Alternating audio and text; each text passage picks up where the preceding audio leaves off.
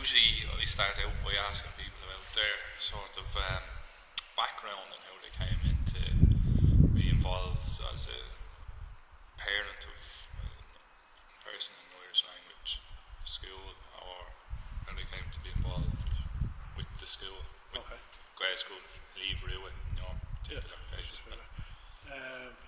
well, I suppose for me, all three of us went to Scoil Naithí and Deir, so that was our kind of introduction. Actually went to the Deir back in 1976 or 7, and then on to Scoil Naithí. And I suppose, maybe like a lot of people that have been in the Gaelscoil, it would always have been in my mind that when I came to kids myself, they too would go through the Gaelscoil. But I didn't finish Scoil Naithí. I left Scoil Naithí in sort of second or third class and moved to an English language school. So, but the kind of love and interest and basic language skills were learned at that level. So, when it came to the point of us having our own kids, it wasn't really a huge amount of discussion. It was always going to be a Gaelscoil. I don't ever recall. We never even discussed during the English language skills, and we, when our first one, Banda, was born, we had her enrolled in the two local Gaelscoil in Luann at that time. So that was Naomh and Escareda. We had her enrolled within a week of her being born. So we were that determined, because at that time there was a kind of shortage of spaces. But that was kind of the route. I think really my own attending the Gaelscoil myself, I think, gave me that kind of initial interest and love, I suppose, the language. And she's ended up in Dundrum then, or in Ballantyre.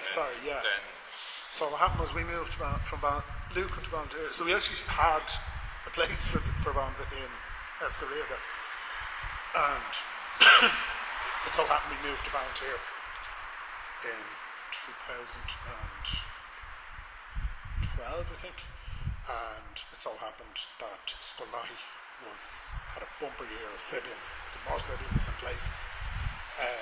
So we were delighted when Forrest held a public meeting to gather up support for a new, to try and win essentially a new school that's been established. What year was that around? That would have been, Bond was born in 2008. I think it was 2012, but it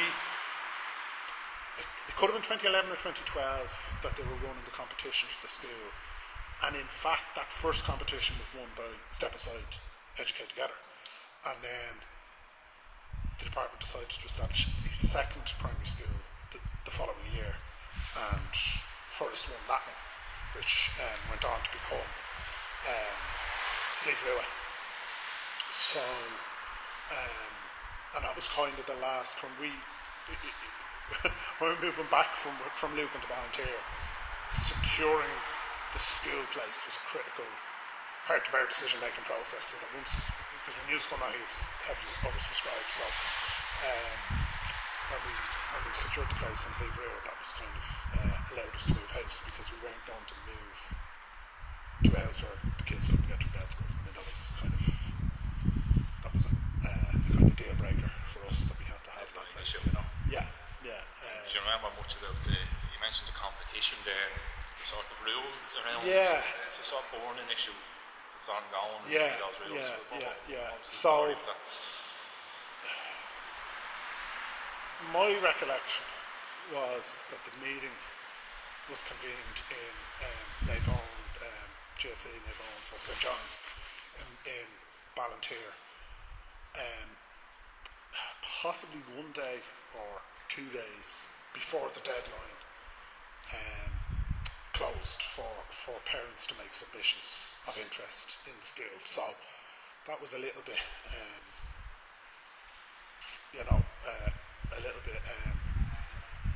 unfortunate, because it left it very tight for us to gather up names, and I recall we left the meeting, went home and started emailing everybody we knew and texting everyone we knew that had children of school-going age or soon to be within the relevant years, and asked them to go on to the relevant website, which I think at that stage was run through FIRS's own website as opposed to, I think it's named the department, does it directly, to register interest, to register that they as parents would be interested in sending their children to a Gaelscoil where established in the local community. But as I say, that first one was lost. Educate Together, Step Aside Educate Together. They won that first competition. Was it? The margin, I can't remember. It was. I mean, they won it, and I think they won it handsomely. And to some extent, I think the next awarding, they couldn't really put a second Educate Together into the same community. So they decided then to. So when they ran the competition the following year, I think it would have been very difficult for Educate Together to put forward a case that there was demand for a second primary Educate Together school, and the only school type that wasn't catered for in that community was a multi-denominational Gaelscoil. It already had an English language multi-D, it had English language Catholic, it had Irish language Catholic in Tuismitheoir, but the one that was missing was a multi-denominational Gaelscoil. So, I always suspected we might have kind of won that competition because, for that reason, as opposed to us proving that there was massive demand. And the demand, as it happened, a lot of the demand that we had, and this kind of highlights some of the flaws in the competition system as it was then anyway, of the parents that we had identified or had expressed interest, quite a lot of them are in the volunteer end of what's known as the volunteer step aside feeder area. So that's the Department of Education kind of school feeder zone, and they had identified that another school was needed in that area, but as it happened, the bulk of the kids or the bulk of the parents who put the names down of their kids were in the volunteer end of the district. But when it came to the school being actually established, and its first temporary building was in Cíorann, which is quite a distance from Volunteers. It was a big drop out. 20-minute drive. And it's traffic, and it's not a long distance on a clear road, but it's a long distance in the morning, and you're heading kind of very few people will be heading that way for work, for example. So again, I mean, I'm open to the exact numbers might be off, but I think we understood that there was 16, 17, 18 children confirmed to be starting in Leave when it was believed, when we had sort of been led to believe that the temporary school building was going to be up around Lamb's Cross, Step Aside, possibly Ticknock, which is significantly closer to Ballantyre. And when it was announced that in fact we were going up to Cíorann, it dropped to 8 children, with just 2, I think, from Ballantyre. And then did it start with those numbers? It started with 8, yeah. They were happy enough with that? Yeah. Well, it got out of the traps. Yeah. The second year, there was 4 children joined, and then, quite bizarrely, in my opinion, the school we were informed that the department had done a deal with DLR and found that they were going to use a site in Carrickmines, the Ógáin end of Carrickmines, for a full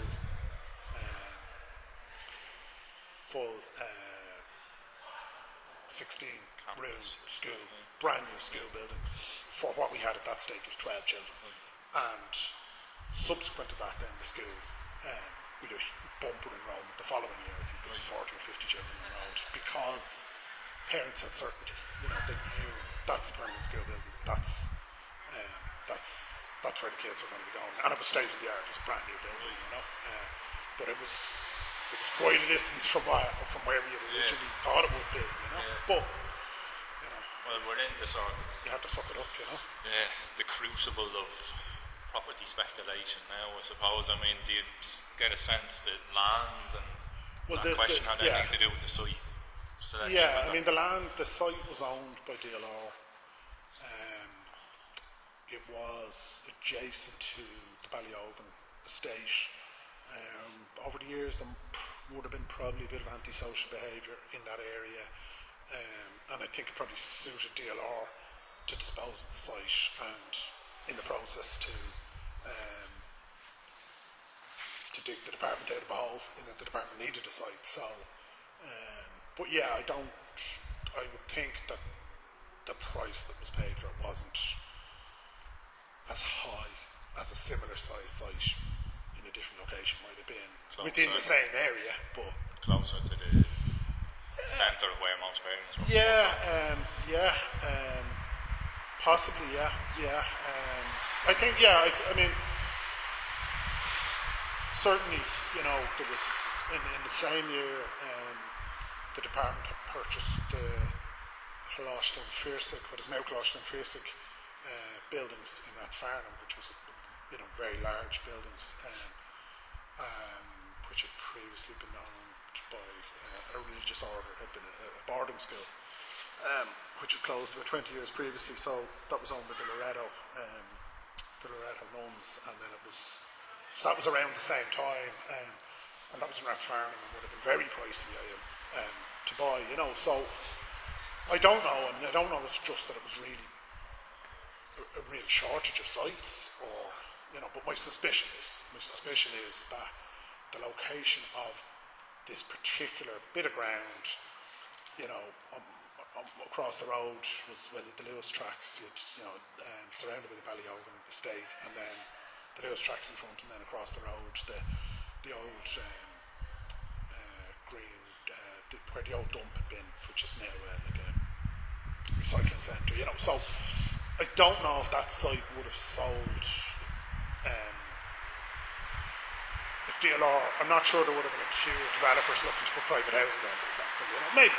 I mean, it's we don't have all the facts, but my suspicion was it suited DLR to dispose that site because there had been antisocial problems, and it suited the department because they were probably getting it that bit cheaper than something that was a bit closer in towards the city. The nature of these things, of the parents that were in the school at that time, it certainly didn't suit a number of us who were from the further end of this feeder area. In fact, it is located outside of its own feeder area. So the feeder area is what's known as Banter Stepaside, and they actually located it about half a kilometre outside of that feeder area. So again, that for me was a bit pointed in the direction that this was about kind of a relatively cheap site that was available and ready to go, and they just jumped on it.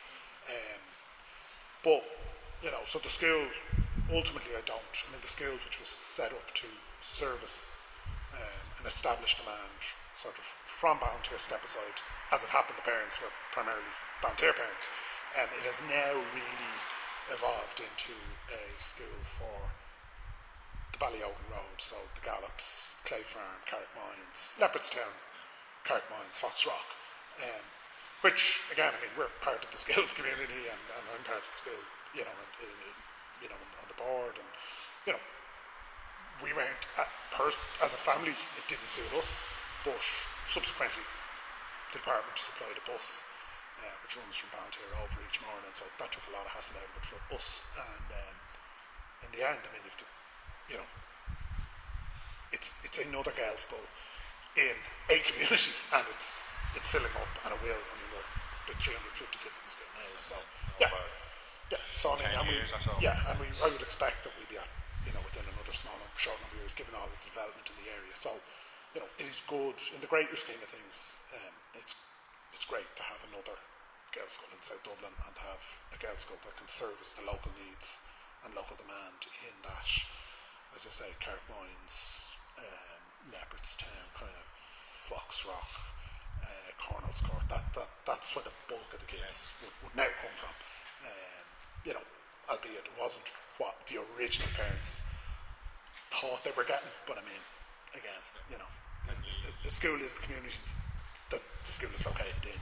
You mentioned the department there, and you mentioned the parents. Did you have a committee that sort of liaise with the parents, or were the forest patronically? Well, no, I mean, how did that dynamic work in terms? So, in essence, we were presented with a fait accompli by the pre-vigil.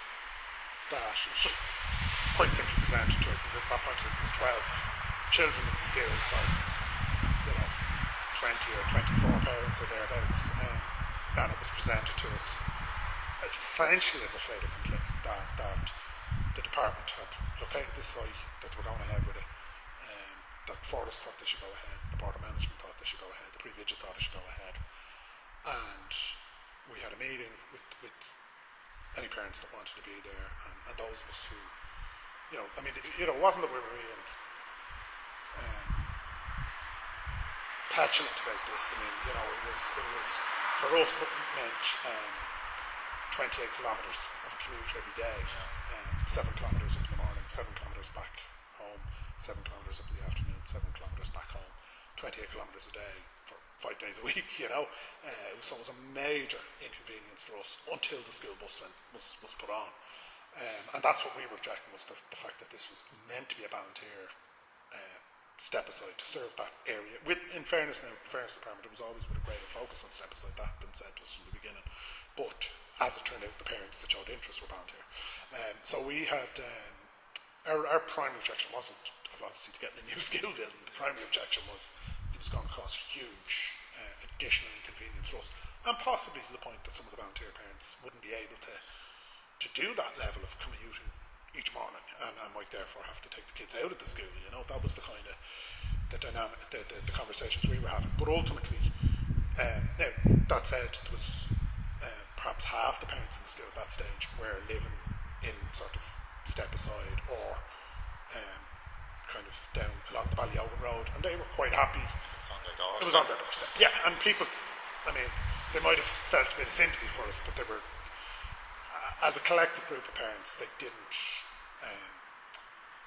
It wasn't like there was unanimous opposition among the parents. There was probably half the parents in favour and sympathetic to our plight, but ultimately going, look, this is a brand new school here. And there was definitely, we were told by, the vibe that was coming back to us was from Forest, was that if we knock back this offer of a brand new school building, we'd be waiting 20 years in Portugal's, and that nobody ever refused a new school building. So, it wasn't. My feeling at the time was that that we had been at the first initial meeting for the school. There was a lot of talk about school communities and it being kind of, parents and the board and teachers being in partnership, and a lot of the kind of buzzwords that you'd associate with sort of collective decisions and participation and all this sort of language. But ultimately, when it came down to it, it was old school. This was the decision, and really we're more or less left with the choice of suck it up or take your kid out of the school. And for us, that wasn't an option because Bamba was extremely happy in the school and doing really well. So,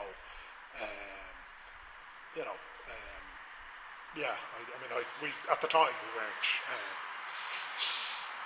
as parents, we felt that sort of what we had been led to believe, the type of kind of culture of and relationships between the Board of Management, the parents, first students, as I say, it turned out it wasn't terribly democratic, and it was a fait accompli. Look, at the end of the day, we did get a new state-of-the-art new school building. I can understand, and did understand at the time, why, from the perspective of maybe for us, they were going, look, that's another school, it's another area that's kind of a permanent brand new school building, and it's another piece in the jigsaw, and just take it with both hands, grab it with both hands, and if that puts the nose out of joint of a few people, so be it. I was asking about the sort of choice of ethos. Oh yeah. Was that a conscious thing, or was it just sort of a... As to the best of my knowledge, again, I mean, we're going back a decade here. There was never any suggestion that it was going to be anything other than multi-D. Like that first meeting in St John's GA Club in Deir was, from the outset, it was this, this competition is being run. We're first, Tuismitheoir, and we have, the school we're proposing will be multi-denominational. But I mean, I always kind of got the feeling with some of that it was people trying to play the game, that they knew if a given community had a Catholic ethos English language school and it had an Irish. Wasn't it they were committed multi-denominationalists? Like it was, I never got the impression that was necessarily. I think the primary driver was the language, and the way to get more language schools was for them to be multi-D, because there was a gap in the market essentially. I mean, if, as you know, the way the competitions work is that the department sort of the system is designed to give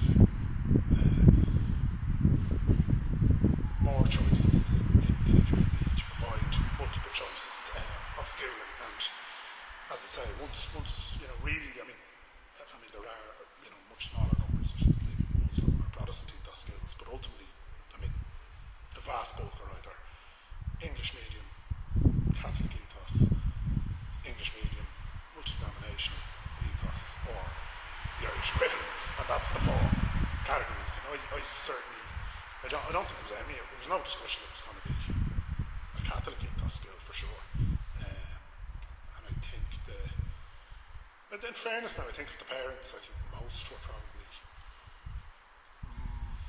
in that first intake. I mean, obviously each of those parents can speak for themselves, but from what I know of them subsequently, I think that it was probably language first and the multi-D second. But nobody would have been hostile to the multi-denominational thing. Although, I mean, that said, I mean, certainly in Cliath now, I mean, there are a not insignificant number of kids make their communion each year. Yeah, how does that work in practice with the sacraments and so forth?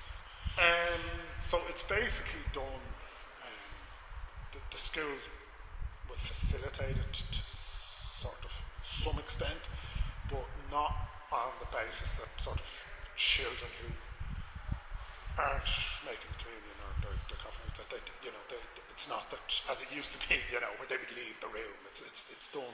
Those parents that want their children to make their communion, the school sort of facilitate that outside the school hours. It's not that my understanding of it. It's that is how they resolved it or how they facilitate, but it's not part of the curriculum. It's a multi-denominational school. It couldn't be. But there is, I mean, it would certainly suggest if parents are making if their children are making their communion, their confirmation, it would suggest to me that their families to have religion. But obviously they don't see that as a contradictory with going to a multi-denominational school, but yeah, I mean, certainly for our school, I think it was, for us as parents, it was definitely, language first. And we would have, if we'd have been offered a place in Scoil Naithí, which is 400 metres from our home, we would have taken it, albeit we would, our kids would not have been making the sacraments, but we would have been happy enough for them to go to a Catholic ethos school. So I suppose the reverse is also true. Then, if you did intend to, if you were a family with religion, you could. What's your sense in the mix of those sort of motivations among parents? I mean, the language first, is there other concerns? You often hear the thing that the Gaelscoil are elitist or things of that nature. Questions of class. And obviously, like all parents, you have a much more intimate sense of, or you have a much better knowledge through the parents of kids that are in your kids' class. So I couldn't really speak with a lot of authority for every parents or classes that came 2, 3, 4 years after our kids, you know. It's important. I have never come across anybody who has openly admitted that they've enrolled their kids in our school or any Gaelscoil, simply on the basis of wanting to sort of avoid their kids mixing with working class kids or avoid mixing with foreign kids. I've met one or two, and I know one or two who have suspicions that might be part of the motivation, primarily to kind of keep their kids in a school setting where there are very limited number of non-Irish kids, as opposed to this is actually one of the families that are very working class themselves, so it's not a class thing. But I have a suspicion that there is a significant part of their motivation is essentially to kind of keep their kids, find a school for their kids that would be less kids, less diversity. But that's, one family I'd have strong suspicions about, another lesser, out of dozens, scores of families and parents. So in my experience, I don't believe that's a major factor in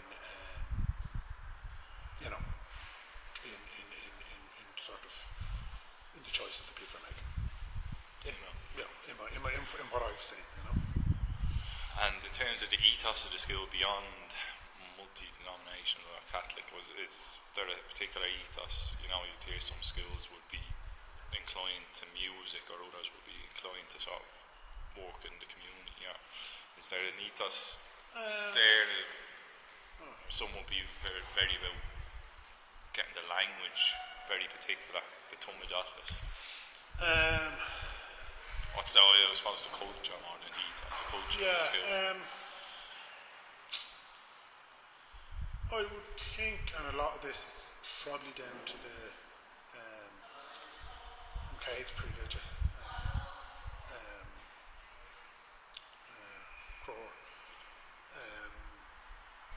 that there was fun, that the children would be happy and enjoy school,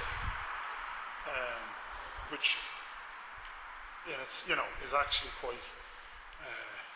I found that quite a kind of an attractive sort of proposition. As I say, the first privilege of his view would have been that a happy student will learn much more. That the student who's happy in their skin and enjoys going to school will be just much more open to learning and so on. I wouldn't say there's, it's not. I don't mean it's a criticism, but I wouldn't say it has the extremely high standard of Irish that one might associate with some of the older Gaelscoil, like Scoil Naithí, for example, where there seems to have been a really very deep culture looking for the very highest standard of Irish to be spoken and taught and learned in the school. Now that's, I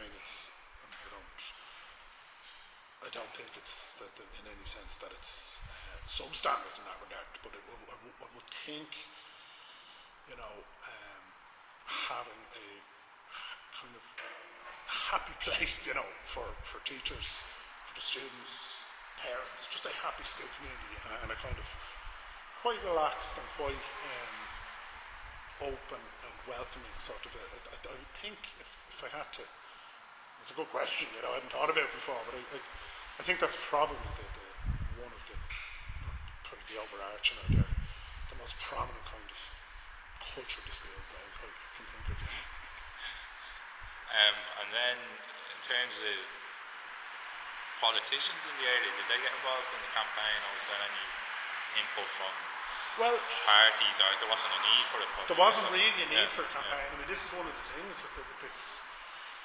I'm saying that the new way of doing schools, but it's been in place now for 25 years probably, that the department, it's not parent-led really, it's the department through their kind of geolocation system, and they're identifying that there is demand for that there is a need for a new skill building, that's the start point now, as opposed to a group of parents coming together and saying we'd love a Gaelscoil in this area. The start point seems to be that the department say, well, we have identified that we have insufficient skill places in community X, and then we're going to open the competition, and then the patron bodies jump in and they kind of have their campaigns, they have their kind of campaign plan for each community.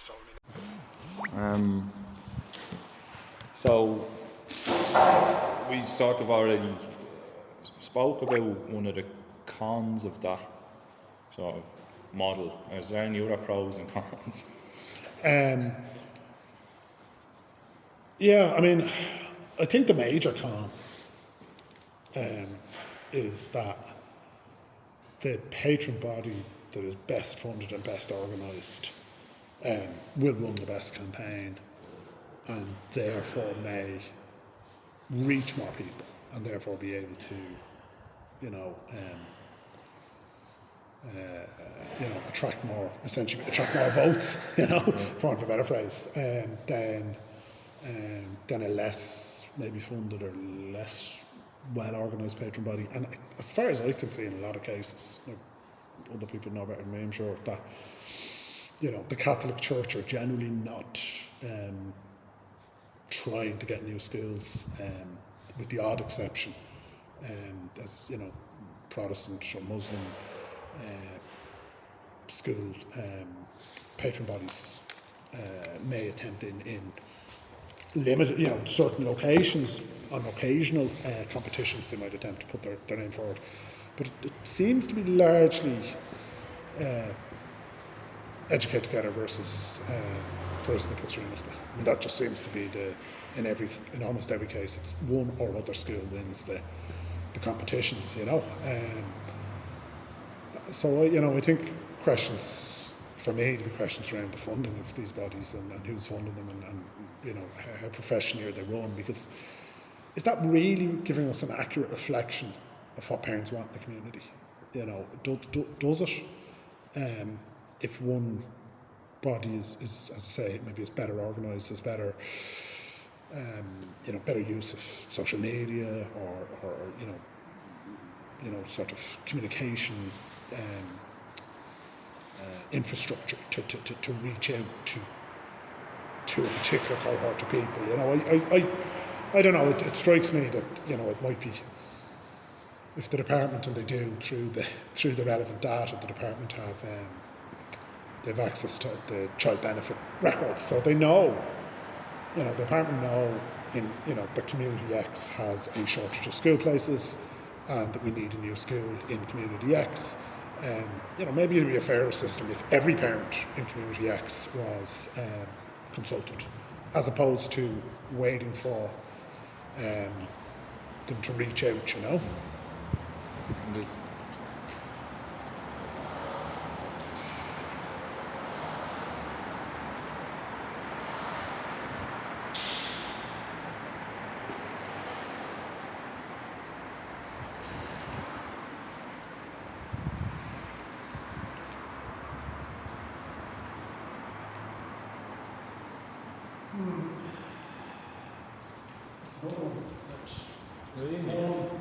One and another behind me. I don't know where the first one actually. They were only the small ones as well, weren't they?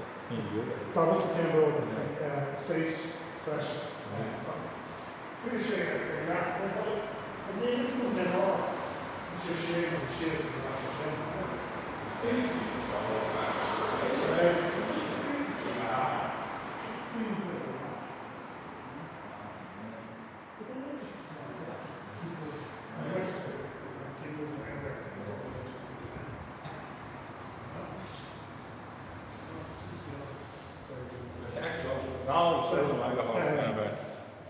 Yeah, but Is that on? No. Yeah. Yeah. No, I would question whether a system that's essentially predicated on putting, in most cases, two patron bodies kind of pitching against each other and both trying to find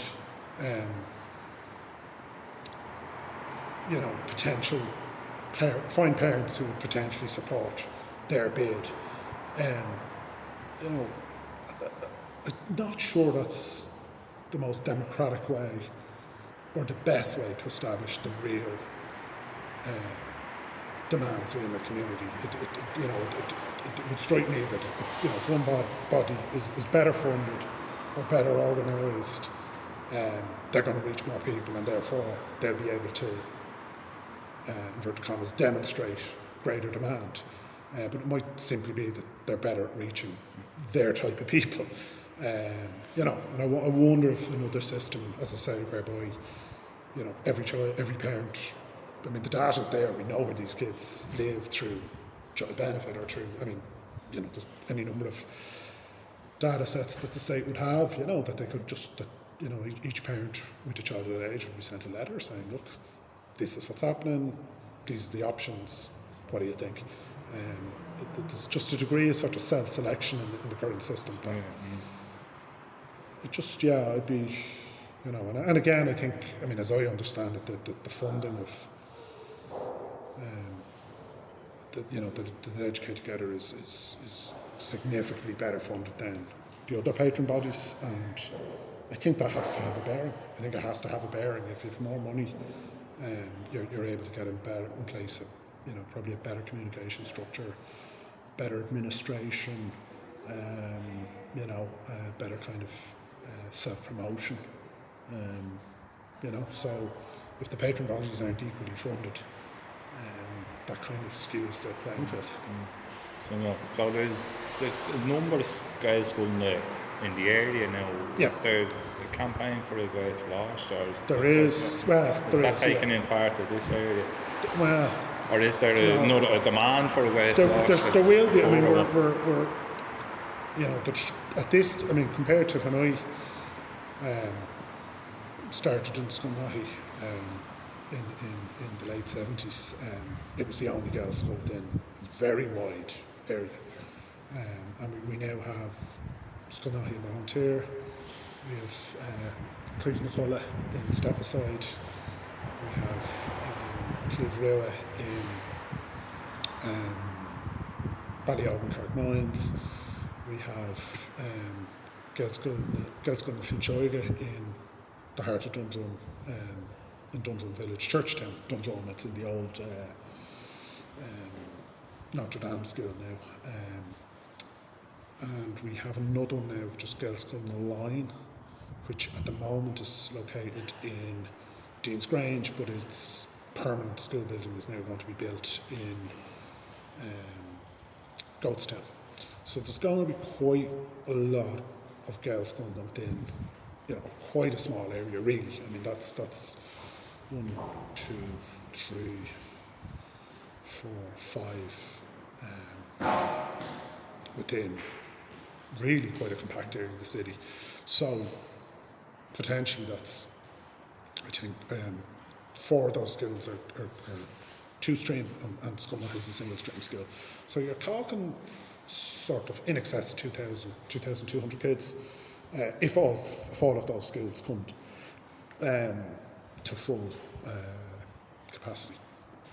So that's within, actually, the area in question there, that would be what is the Rathdown general election constituency, or the sort of Dundrum section of Doonlair-Rathdown, Dundrum/Rathdown section of the Doonlair-Rathdown constituency. So it's, basically you're talking 3 or 4 suburbs, and we have 5 girls going. So if even 1 and 2 children wanted to go to a Gaelscolaíochta, that's over 1,000.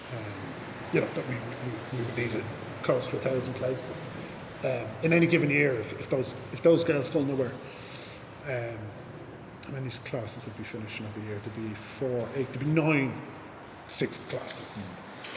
finishing every year. So, as I say, 50% decided they want to go to Gaelscolaíochta. You would need to find 4 to 5 full classes in a Gaelscolaíochta. So, at the moment we have Gaelscolaíochta in Fearsic, in Rathfarnham, close to Rathfarnham village, very close in fact to St. Enda's of Pádraig Pearse féin, just across the road from it. So that school, that's what my eldest daughter is now. I believe they're going to come up to 3 stream. But they're at the moment pulling kids. I mean, they've seem to be, a lot of kids from Taithí, a lot of kids from Inchicore, making their way to Rathfarnham for the Gaelscolaíochta. Yeah. I mean, in my daughter's class, there are 25 children. I think 7 or 8 of them are coming from Inchicore, and could be a similar number coming from Taithí. So it's a big draw. So as our more local schools come to like our own school, we still, this year actually be the first year that there's a significant number of 6th class leaving the school. I think there's about 45 kids leaving 6th class this year. Last year it was 3 and the year before 6. So this is the first bumper year of 6th class from our school.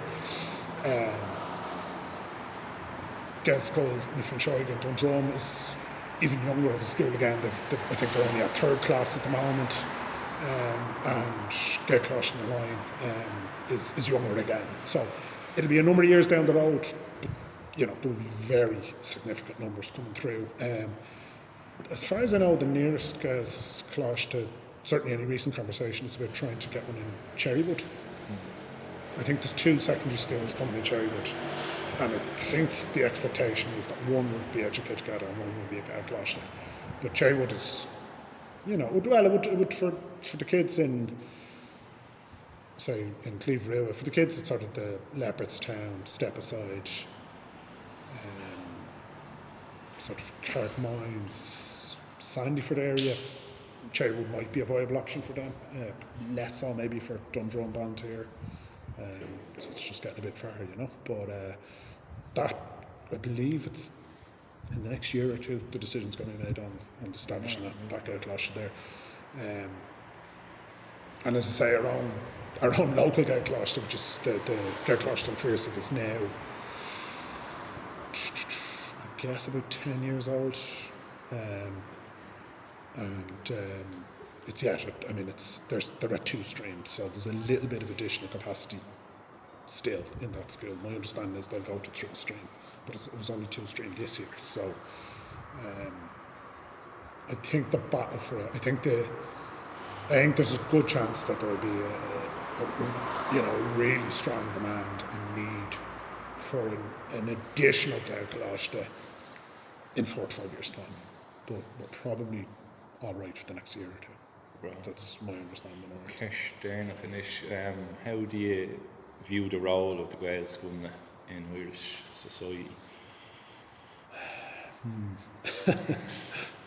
So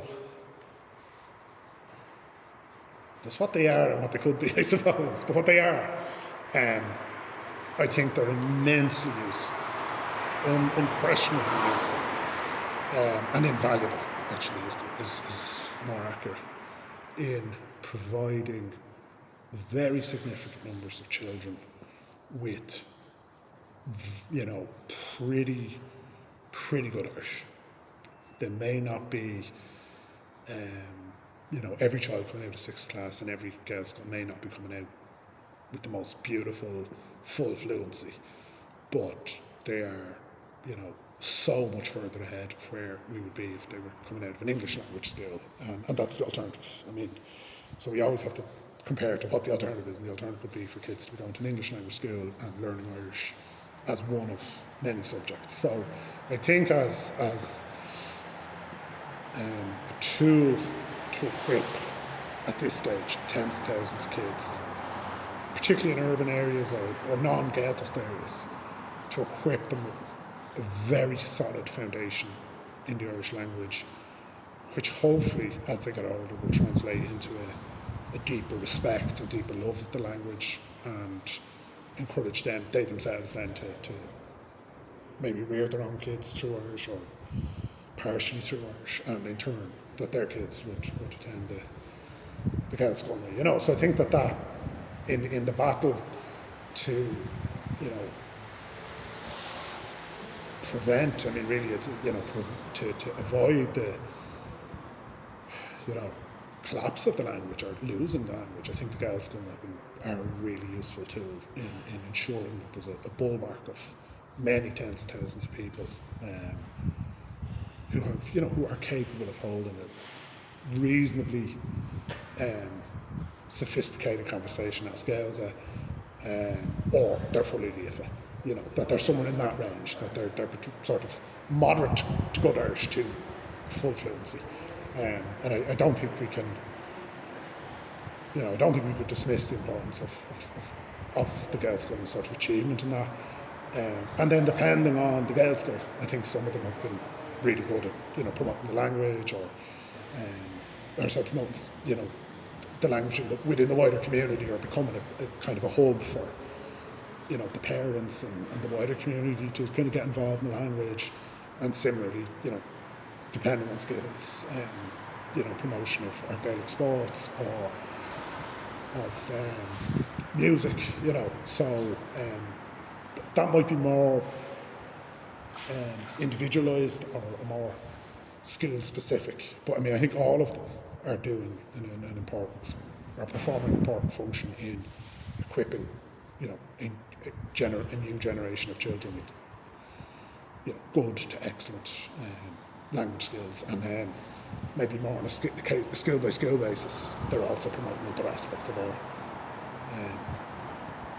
culture, and fairness, and just in relation to our own skill, I can't speak for any authority with other schools. We have a significant number of kids who have one parent who's non-Irish, and we have a significant number of kids who've two parents who are Irish who have very poor Irish, very poor Irish language skills. So, that's something as well where that kind of assimilation of people coming from other countries who are settling in Ireland, who are having children in Ireland, I think the Gaelscoil have a really important role in integrating those kids of kind of mixed Irish and non-Irish parentage, kind of making them feel welcome and making them feel part of the Irish language community and by extension of Irish society. So I think that's an important function. We have kids, I don't know, must be 15 or 20 different countries at this stage, where one parent is from, is non-Irish. That's, certainly when I was in Scoil Naithí in the 1970s, that was not the case, It's and also, I think the other thing, the proliferation of Gaelscoil, I think that when there was a much smaller number of schools, again in the 70s and into the 80s, much smaller number of schools, I think the accusation of them being elitist was probably accurate, to some extent, that there was an elitist kind of dimension to them. The more Gaelscoil you have, by definition, they become less elitist, because great numbers of people are getting involved in them. And I think again in our own scale we've certainly have a wider kind of class mix than I would have seen in school 30 years ago. That there's or 40 years ago, that there's a wider spread of kind of mixed middle and working class families as well. And I think again it's very important for the language that it isn't just a preserve of kind of a middle or upper class kind of elite, or of kind of an intelligentsia, or a self-appointed elite. That it becomes. I think the Gaelscoil are doing that simply by the fact that there's so many of them now. They're serving to kind of bring the language into kind of working class communities, particularly in Dublin, that the language hasn't been in for a very, very long time. I think that's it's an important role in our society. Yeah. So.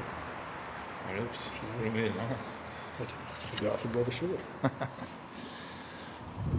What do you do with that now? Are you going to broadcast that on a podcast or something?